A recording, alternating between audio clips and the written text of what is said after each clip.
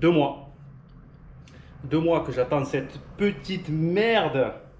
Je sais pas si tu mesures la valeur et l'importance de cette petite pompe à huile qui assure une pression d'huile essentielle à la survie de ton moteur grâce à son usinage de précision.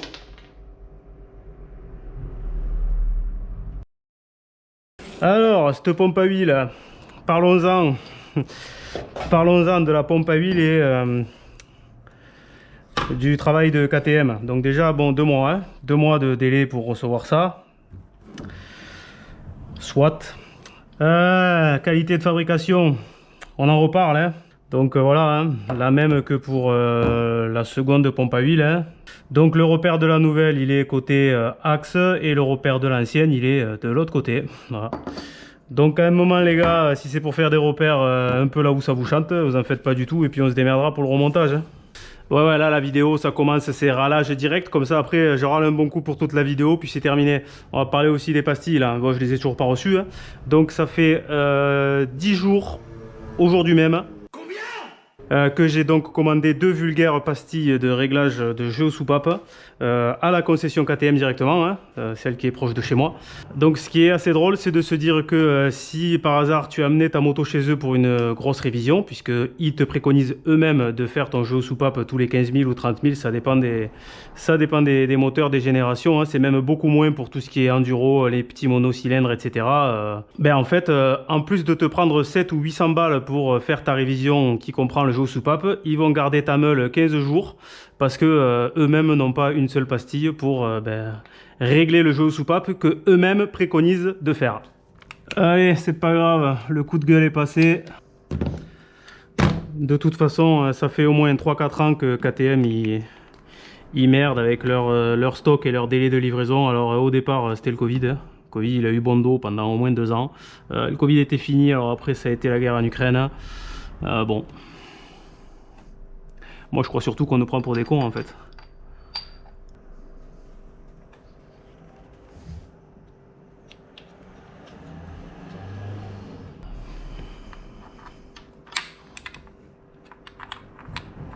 Tu le savais toi qu'il y avait autant de choses qui venaient d'Ukraine?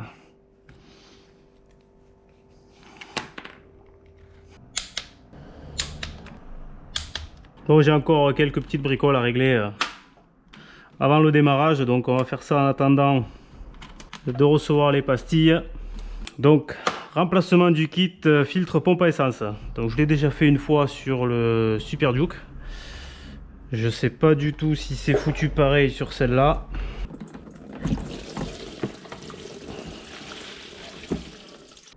Oh la gueule du joint!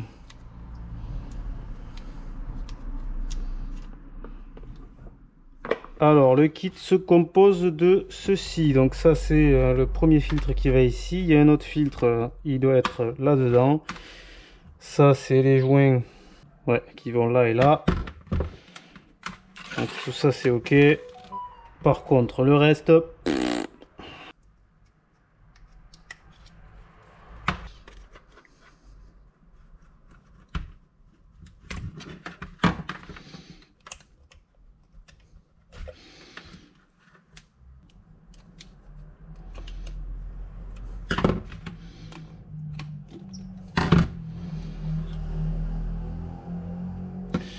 Voilà.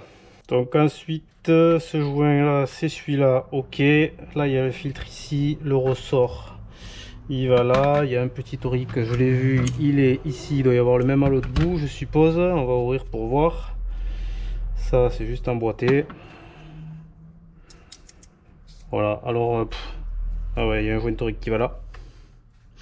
Difficile hein, de dire l'état d'encrassement dans tous les cas. Bon, il n'y a pas de, si je dis pas de conneries, il n'y a pas de préconisation constructeur hein, pour remplacer ce kit là, mais bon, c'est quand même un truc à faire hein, parce que bon, je t'apprends rien si je te dis qu'un moteur qui manque d'essence, c'est jamais bon pour sa santé.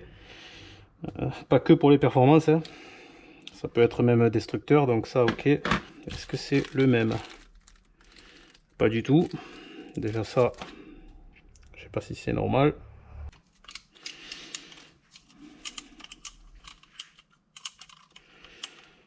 Alors après, sur celle-là, sur le Super Duke, je l'ai fait peut-être 60 000 bornes. Quelque chose comme ça, bon, pas de symptômes particuliers, mais c'est du préventif, quoi. Avant que ce soit trop tard. Donc déjà celui-là, on va le mettre.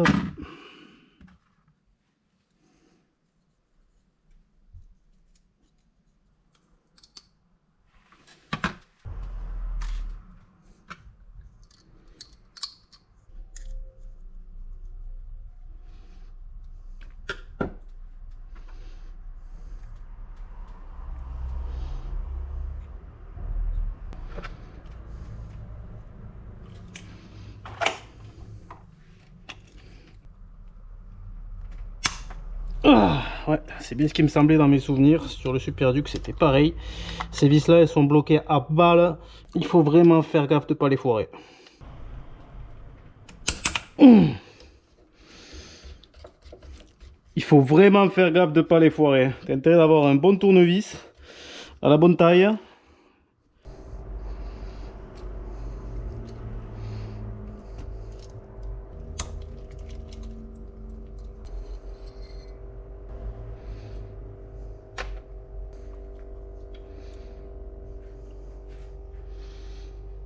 Donc là, il y a un joint ici aussi. Hop, celui-là, il dégage.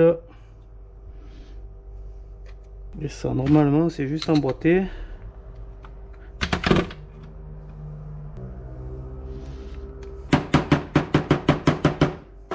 Donc ça, c'est bon. Normalement, là-dessus, je crois qu'il n'y a rien d'autre à faire. Après, voilà, la pièce qui a changé, c'est ça au fond, là. Ça a l'air d'être la même. Là, il y a deux joints.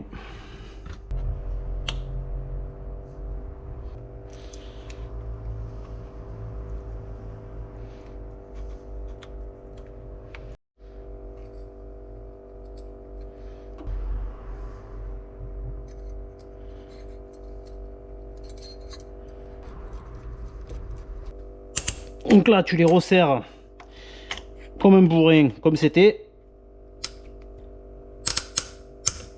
Ah!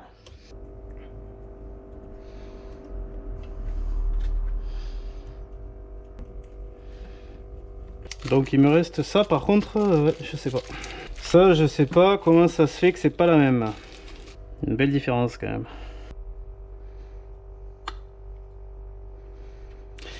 Tu sais quoi, dans le doute, hein, je vais laisser celle qu'il y avait. Après, pièce en caoutchouc là, je pense que ça pose pas de problème. Hein. C'est sûr même. Donc là, le plus grand au fond.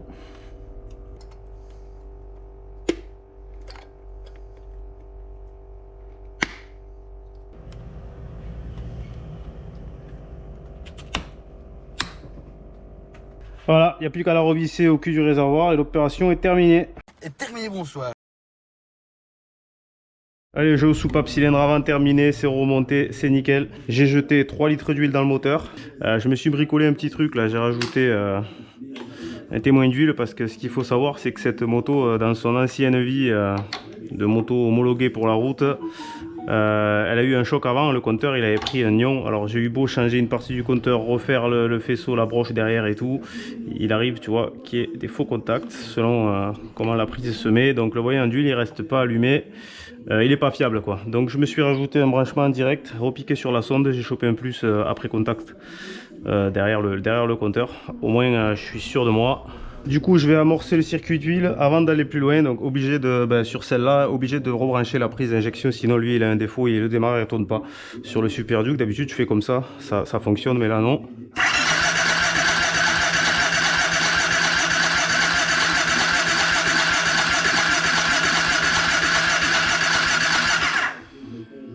Déjà, ça tourne.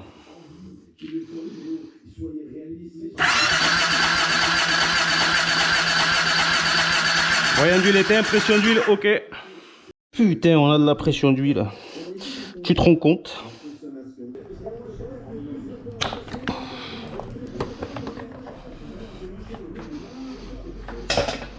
Donc la suite, nettoyage complet là, du corps d'injection. Je remonte tout ça, remonte le radiateur, mise en eau, purge.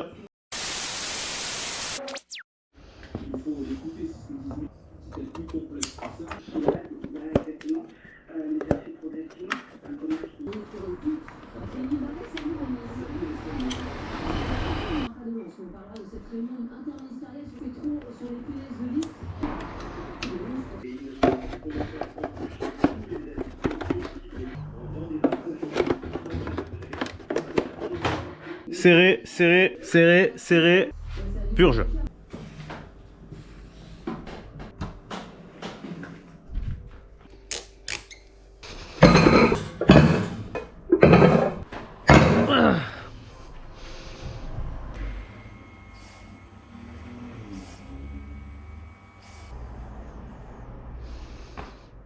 Le mot cool que je te parlais dans la dernière vidéo, donc à diluer dans de l'eau déminéralisée, dosage 5%, approved for racing. Racing.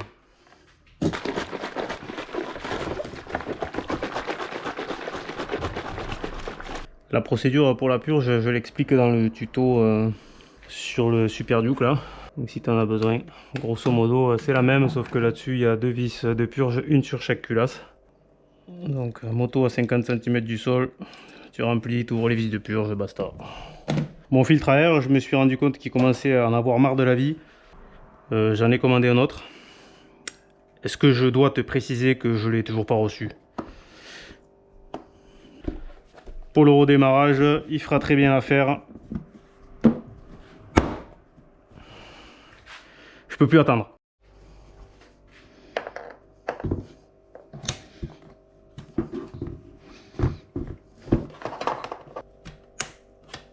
Cette merde là, c'est moi qui l'ai fabriqué. C'est le support de selle. Quand j'ai démonté, je me suis aperçu que celui d'origine, il a cassé. Sans doute une manière pour elle de me faire comprendre qu'il fallait que j'arrête de me resservir à table. Je suis pas particulièrement fier du résultat, mais est-ce que j'en ai vraiment quelque chose à foutre? Étant donné que c'est sous la selle et que personne ne le verra jamais. Donc j'ai juste coupé un bout de tube carré hein, avec un morceau de fer plat pour rattraper pour compenser la hauteur. 2 encoches pour pouvoir passer la clé pour serrer. J'ai récupéré les inserts, re-riveté les inserts pour pouvoir mettre les vis quart de tour de la fixation de la selle. Un coup de framéto dessus, très bien fait pour éviter que ça rouille.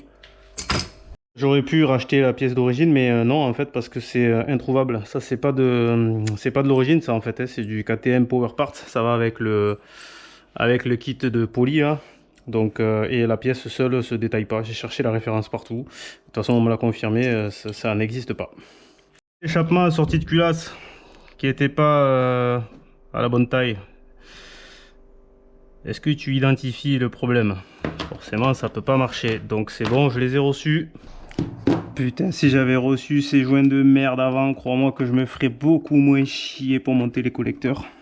Alors si tu suis un peu cette série de vidéos, c'est que je suppose qu'il y a de grandes probabilités que toi aussi tu aies une RC8. Et que peut-être tu fais aussi du circuit avec.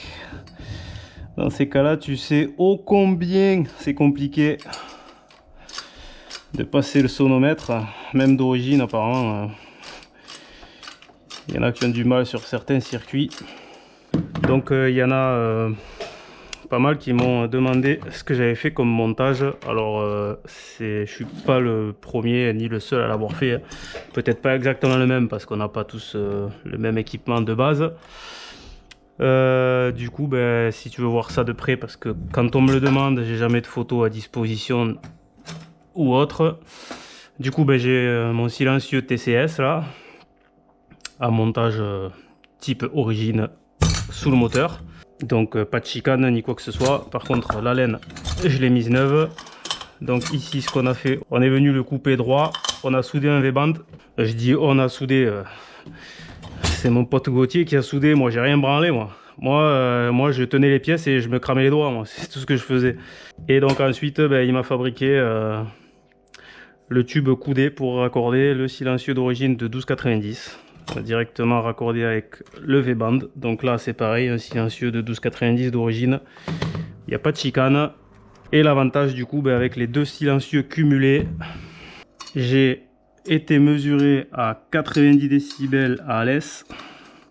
Si tu as déjà roulé à Alès, tu sais que c'est pas les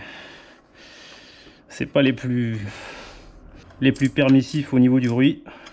Et le gros avantage, c'est que bah, du coup, zéro chicane, évacuation des gaz optimale. Alors, ça fait pas un bruit de ouf, mais au moins je passe sur tous les circuits sans poser de questions.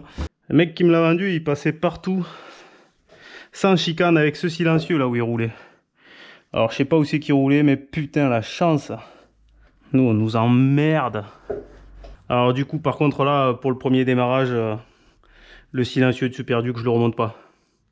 Juste comme ça. Pour le plaisir. Pour le plaisir de prendre plein de décibels. Olivier! Olivier!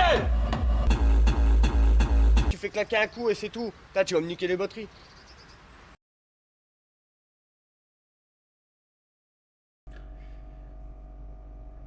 Il y a eu un problème. On y était là, on y était putain! Et j'ai terminé de remonter la ligne. Puis j'ai voulu brancher le PC pour effacer les codes erreurs. Vu que j'ai tout débranché, forcément tu te retrouves avec 4-5 codes erreurs. Donc je branche le PC, je mets le contact et j'entends pas la pompe à essence. Donc je lance un test via TuneEQ, test pompe à essence. Le relais claque, mais la pompe, ben, elle tourne pas. Donc j'ai redémonté le réservoir, ressorti la pompe, et puis ben, j'ai trouvé le problème. Pour te la faire court, ça passe à l'intérieur comme ça, ici. Ça c'est au cul de ta pompe, et là tu as le faisceau qui sort ben, pour aller te brancher sur la prise de la moto. Donc avant de démonter ça, j'ai branché la pompe en direct ici, elle fonctionne très bien, donc je savais qu'il y avait forcément un problème ailleurs. J'ai fait un test de continuité sur les deux fils, le plus il est ok, le fil de masse il était cassé. Mais je sais pourquoi il était cassé. Quand je l'ai eu cette moto déjà il y a un an, je savais qu'il était malade. Ici, bon là maintenant moi je l'ai massacré. Mais le fil il était à la limite de la rupture, au ras du moulage. Et le deuxième, pas beaucoup mieux. Donc par sécurité, j'avais lié les deux avec du bicomposant. Du coup, il n'y avait plus de soucis. Pour moi, bon, ça tenait. Alors, ça a tenu un an. Là, c'était la manipulation de trop, malgré mes précautions. Bon, de toute façon, je savais que tôt ou tard, il allait péter. Alors ouais, je préfère qu'il casse ici plutôt que sur un roulage à 400 bornes. Mais putain, ça fait chier. Ce qu'il faut savoir, c'est que les éléments de la pompe, ça se détaille pas. Hein. C'est vendu la pompe complète et ça vaut 600 balles. Combien? Donc j'ai déjà commencé à lancer des appels à l'aide pour savoir si quelqu'un aurait cette pièce-là d'occasion. En attendant, je vais quand même tenter une réparation. Donc j'ai déjà attaqué le nettoyage là. Je vais... je sais pas. L'idée c'est de virer toute cette merde autour là, tout le plastique. De récupérer les deux, en fait ces deux tiges à l'intérieur là, bien à nu propre. Ici ben, je recoupe, je rallonge les fils si nécessaire. Et ben, venir se ressouder directement sur les plots. Et si ça tient, pourquoi pas le noyer de nouveau dans soit du bicomposant ou quelque chose pour essayer de reconstituer en fait cette merde.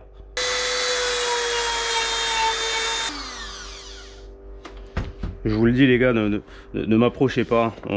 On va dire que je suis pas forcément dans une période très chanceuse, alors restez chez vous.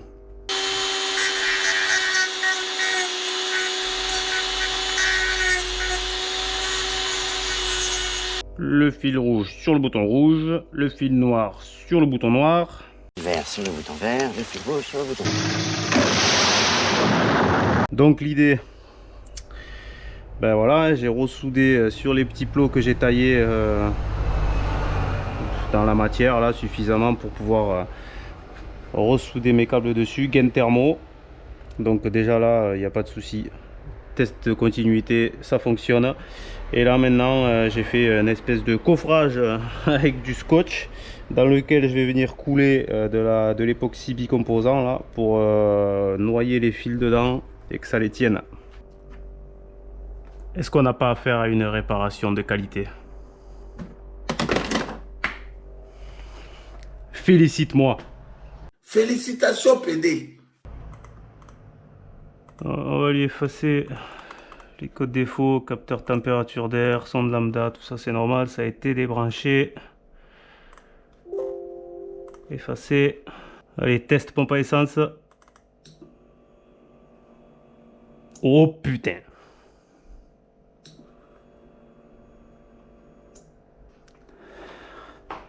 Putain mec, c'est maintenant.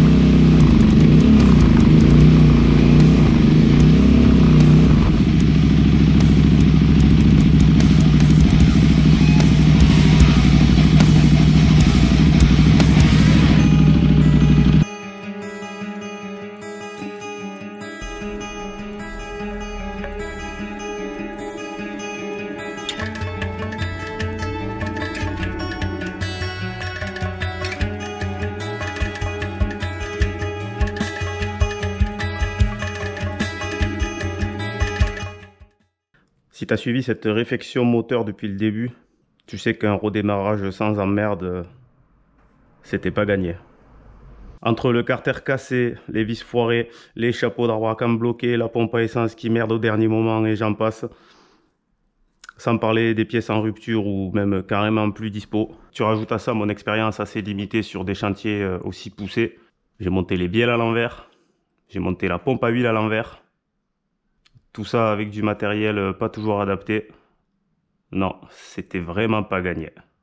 Pour l'instant, rien à signaler, pas de bruit suspect, pas de fumée, aucune fuite, pas de code défaut, ça tourne parfaitement.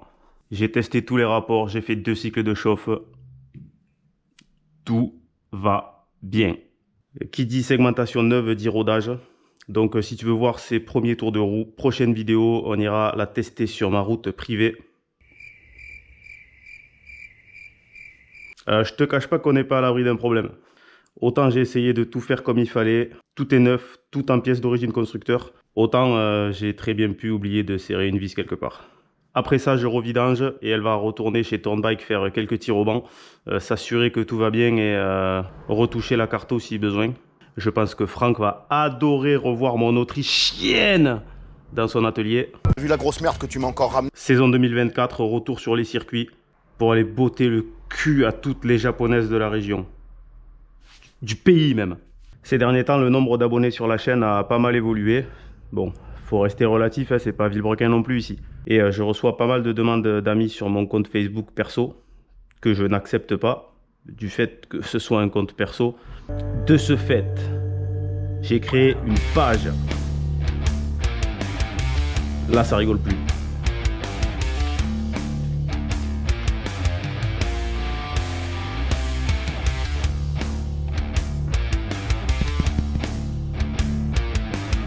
Est-ce que tu t'es abonné, toi?